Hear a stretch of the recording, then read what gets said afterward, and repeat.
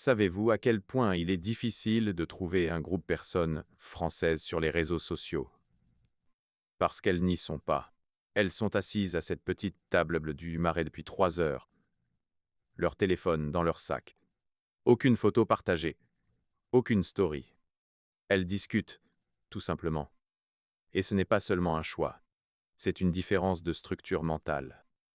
Pas comme la génération actuelle, pas d'Instagram, pas de Snapchat. Tout tournait autour d'un café et d'une conversation. Expliquer ces gens à la génération post-2000 des réseaux sociaux est très difficile.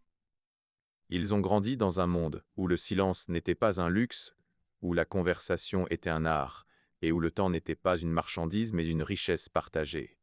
Imaginez un instant. Un dimanche matin à Paris. Les rues silencieuses. Votre téléphone à la maison. La seule chose dans vos mains, un livre et la voix de la personne à voter. 3 heures passent sans que vous vous en rendiez compte. La conversation est si profonde que le temps s'arrête. Combien de personnes peuvent vivre cette expérience aujourd'hui? Très peu. La plupart ne peuvent pas rester 10 minutes sans leur téléphone. Mais en France, ces personnes existent encore. Et dans leur esprit vit une phrase. Une bonne conversation vaut mieux que 1000 likes. Mais d'où vient cette confiance? Pour comprendre cette génération, il faut regarder l'héritage culturel qui l'a façonné. La tradition du café français remonte aux années 1700. Voltaire, Rousseau, Sartre, tous ont pensé, écrit, débattu dans les cafés. Les cafés n'étaient pas seulement des endroits pour boire du café, c'étaient des lieux de production d'idées. Cette tradition n'a pas disparu, elle est maintenue vivante par un groupe qui résiste à l'ère numérique. Ces personnes rejettent consciemment les réseaux sociaux. Pourquoi? Parce qu'elles ont compris. L'attention n'est pas une valeur. L'attention est une monnaie.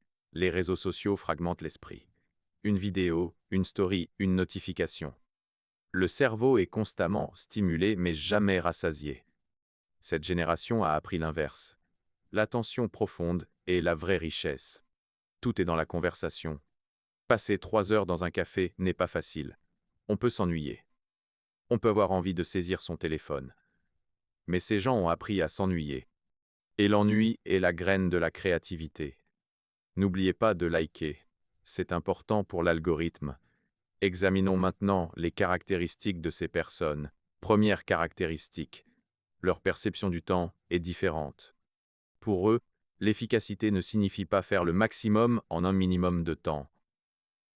L'efficacité, c'est vivre une expérience jusqu'au bout. Si un déjeuner dure 3 heures, ce n'est pas du gaspillage, c'est la vie. Les priorités sont différentes, et nous voulons que le regard sur la vie change.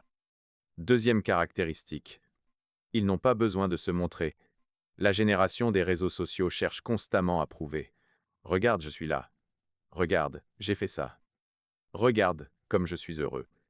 Mais ces gens ne ressentent aucun besoin de prouver quoi que ce soit. L'identité ne vient pas de l'extérieur. Elle vient de l'intérieur. Les psychologues appellent cela le locus de contrôle interne. Une personne qui tire sa valeur de ses propres expériences, non de l'approbation des autres. Troisième caractéristique, ils maîtrisent l'art de la vraie conversation. Aujourd'hui, beaucoup ne peuvent pas dépasser 5 minutes de bavardage. Ces personnes peuvent discuter, écouter, débattre pendant des heures. Pour eux, la conversation n'est pas une course, c'est une exploration. Quatrième caractéristique, ils n'ont pas peur du silence. Un dimanche sans réseaux sociaux. Pas de notifications, pas de stories. Juste vous, un livre et le bruit du café.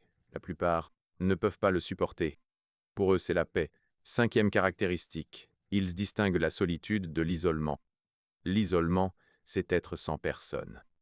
La solitude, c'est être avec soi-même. La génération des réseaux sociaux fuit l'isolement. Cette génération suit la solitude. En fait, c'est le silence qu'ils choisissent. Alors, quelle vie est la plus difficile? Être constamment connecté, mais ne jamais vraiment se connecter, ou être déconnecté mais profondément lié. Écrivez dans les commentaires. Combien de temps pouvez-vous rester loin des réseaux sociaux? Ces personnes sont comme un pont, un pied dans la tradition intellectuelle du siècle des Lumières, l'autre dans le chaos numérique du monde moderne. Quand vous vous asseyez avec eux dans un café, vous le sentez. Pas de précipitation, pas d'ostentation, pas d'effort pour prouver. Leur confiance ne vient pas du nombre de likes, mais de la profondeur de l'expérience. Mais cela a un prix. Ces personnes ont du mal à rester connectées. Parce que pour eux, la connexion n'est pas le Wi-Fi, c'est le contact humain. Et le monde moderne rend ce contact de plus en plus rare. Ces gens ne sont pas vieux. Ils ne sont pas arriérés. Ils n'ont pas rejeté le numérique. Ils ont réalisé les limites du numérique. Et cette prise de conscience devient rare aujourd'hui. C'est peut-être pourquoi les comprendre est si difficile. Si vous aussi, vous avez ces caractéristiques. Si vous pouvez parler pendant des heures. Si vous pouvez éteindre votre téléphone et lire. Si un café de 3 heures ne vous dérange pas. Si vous pouvez vivre sans tout partager. Alors vous faites partie de cette résistance psychologique. Et peut-être, juste peut-être, l'avenir réside dans cette résistance. Parce que pendant que le monde accélère, certains se souviennent du pouvoir de ralentir. N'oubliez pas de vous abonner pour des contenus similaires chaque semaine.